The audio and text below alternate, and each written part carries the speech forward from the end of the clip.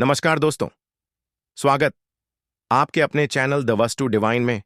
दोस्तों, 26 फरवरी 2025 महाशिवरात्रि के दिन बस ले आना काला धतुरा के फूल और धतुरा की जड़ और कर लेना। यह प्राचीन काल के समय का महा उपाय भगवान भोलेनाथ के आशीर्वाद से जीवन के हर कष्टों से तुरंत मिल जाएगी। आपको मुक्ति, आपकी हर मनोकामना होगी, पूरी खुशियों से भर जाएगा, आपका घर परिवार बन जाओगे, आप करोड़पति। दोस्तों, महाशिवरात्रि फाल्गुन माह के कृष्ण पक्ष की चतुर्दशी तिथि को मनाई जाती है। महाशिवरात्रि का पर्व भगवान भोलेनाथ और माता पार्वती को समर्पित है। इस दिन माता पार्वती और भगवान शिव शादी के बंधन में बंधे थे, इसलिए इस दिन माता पार्वती और भगवान शिव जी की पूजा अर्चना करने से व्यक्ति को सुख और सौभाग्य का आशीर्वाद प्राप्त होता है। हिंदू पंचांग के अनुसार इस बार यह पावन तिथि 26 फरवरी 2025 को पड़ रही है। माघ माह के कृष्ण पक्ष की चतुर्दशी तिथि का प्रारंभ 26 फरवरी को सुबह 11:05 पर होगा। पंचांग के अनुसार चतुर्दशी तिथि का समापन 27 फरवरी को सुबह 8:54 पर होगा। इसीलिए इस साल महाशिवरात्रि का पावन पर्व 26 फरवरी को मनाया जाएगा। दोस्तों, शास्त्रों के अनुसार बताया जा रहा है कि इस बार महाशिवरात्रि पर कुल 52 तरीके के शुभ योग बन रहे हैं, जिसमें शिव योग, धन योग, इंद्र योग, ब्रह्म योग, सतलज योग, नक्षत्र योग, गृहस्थ योग जैसे कुल 52 तरीके के शुभ योग बन रहे हैं। और ऐसी महाशिवरात्रि का समय पूरे 90 वर्षों बाद आया है। और अगर आप इस महाशिवरात्रि के दिन ब्रह्म मुहूर्त में सुबह सोकर उठते हैं, पूरे दिन का व्रत रखते हैं, किसी पवित्र नदी में जाकर स्नान करते हैं, पूरे दिन भगवान भोलेनाथ की पूजा पाठ करते हैं, तो न केवल आपको अपने जीवन की समस्त प्रकार की परेशानी, कष्ट और दिक्कतों से मुक्ति मिल जाएगी, बल्कि एक ही दिन के उपाय से आपके जीवन में एक चमत्कारी और सकारात्मक बदलाव आएगा।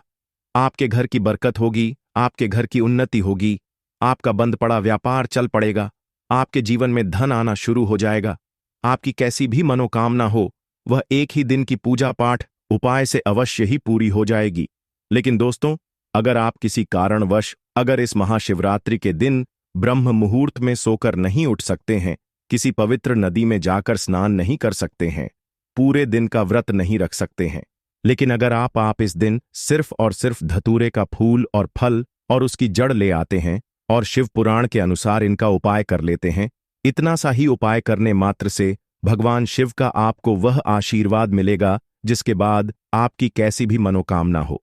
मान लीजिए आप लंबे समय से नौकरी की तैयारी कर रहे थे, आपकी नौकरी लग जाएगी, आपका बंद पड़ा व्यापार चल पड़ेगा, जिस बीमारी से आप बहुत परेशान थे उस बीमारी से आपको मुक्ति मिल जाएगी, आपके जीवन में धन आना शुरू हो जाएगा, आपके जीवन में जो धन आएगा उसमें वृद्धि होगी और आने वाला समय आपका बहुत ही कल्याणकारी होगा, बहुत ही सौभाग्यशाली होगा।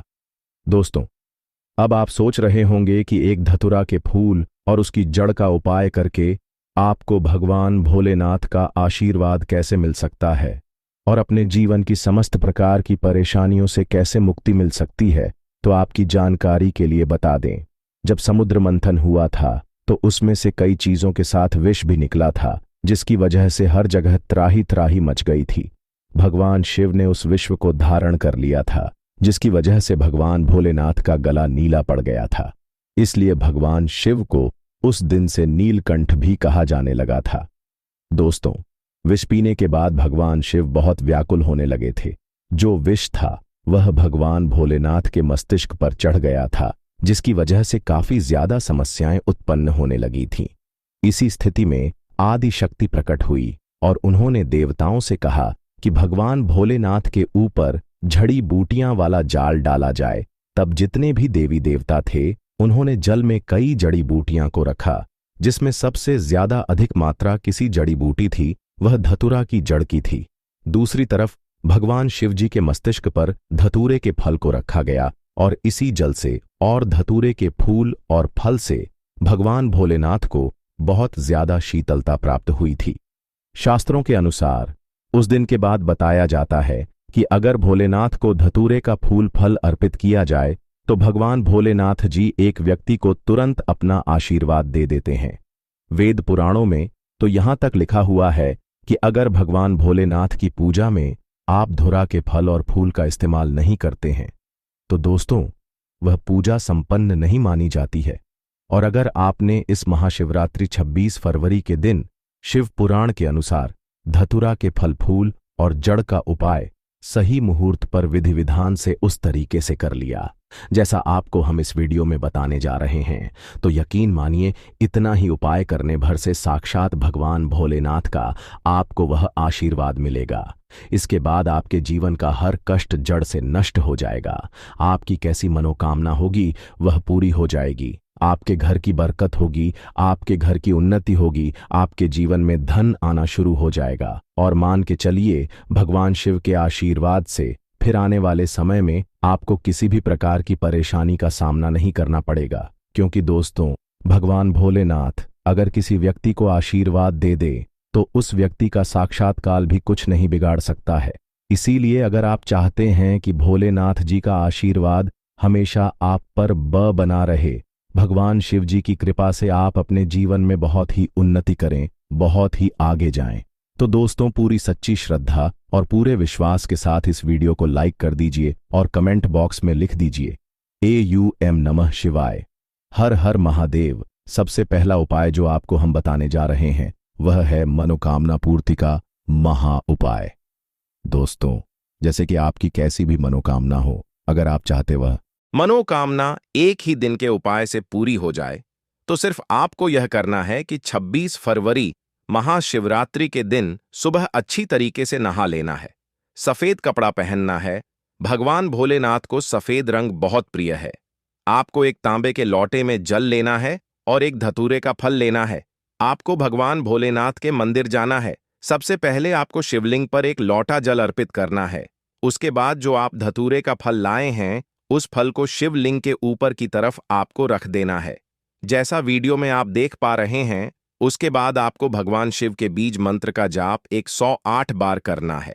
भगवान भोलेनाथ को यह संख्या बहुत प्रिय है। बीज मंत्र है श्री शिवाय नमस्तुभ्यम। दोस्तों हम मंत्र फिर से रिपीट कर दे रहे हैं, श्री शिवाय नमस्तुभ्यम। उसके बाद आपको अपनी मनोकामना बोल देना है। सिर्फ इतना उपाय अगर आपने इस महाशिवरात्रि के पावन दिन कर लिया, एक ही दिन के उपाय से आपकी कोई भी मनोकामना होगी वह पूरी हो जाएगी। दोस्तों इस उपाय के बारे में शिव पुराण में स्पष्ट लिखा हुआ है, जिसको अगर महाशिवरात्रि के दिन किया जाए तो यह उपाय कभी खाली नहीं जाता है। और इस महाशिवरात्रि पर बहुत ही बेहतर तरीके के शुभ योग बन रहे हैं। और अगर आपने यह उपाय महाशिवरात्रि पर कर लिया तो यकीनन दोस्तों आपकी जो भी मनोकामना होगी वह अवश्य ही पूरी हो जाएगी। दोस्तों दूसरा उपाय है बीमारी से मुक्ति पाने का महा उपाय। दोस्तों अगर आप लंबे समय से बीमार चल रहे हैं, आप लाखों करोड़ों रुपए खर्च कर चुके हैं, लेकिन आपको कोई किसी प्रकार का कोई लाभ नहीं मिल रहा है, आप इस चीज को लेकर के बहुत ज्यादा परेशान हो चुके हैं, तो सिर्फ आपको यह करना है कि महाशिवरात्रि के दिन धतूरे की जड़ कहीं से भी प्राप्त कर लेना है। सुबह के वक्त अच्छी तरीके से नहा लेना है। आपको सफेद कपड़ा पहनने के बाद एक लौट जल लेना है और धतूरे की जड़ लेना है। भगवान भोलेनाथ के मंदिर जाना है। सबसे पहले आपको भगवान भोलेनाथ के मंदिर जाने के बाद शिवलिंग पर एक लोटा जल अर्पित कर देना है। उसके बाद आपको धतूरा के पौधे की जड़ को अपने हाथ में पकड़ना है और 108 बार ओम नमः शिवाय हर हर महादेव बोलना है। उसके बाद इसी धतूरा पौधे की जड़ को आपको तांबे की ताबीज में रख लेना है और अपने गले में धारण कर लेना है। सिर्फ इतना उपाय अगर आपने इस महाशिवरात्रि के दिन कर लिया तो जिस बीमारी से आप बहुत ज्यादा परेशान हैं, कष्टों से गुजर रहे हैं, उस बीमारी से आपको जरूर मुक्ति मिल जाएगी। आप बिल्कुल स्वस्थ हो जाएंगे, बिल्कुल सही हो जाएंगे। भगवान भोलेनाथ के आशीर्वाद से आने वाला समय आपका बहुत ही कल्याणकारी होगा, बहुत ही सौभाग्यशाली होगा। तो इस उपाय को करना मत भूलिए।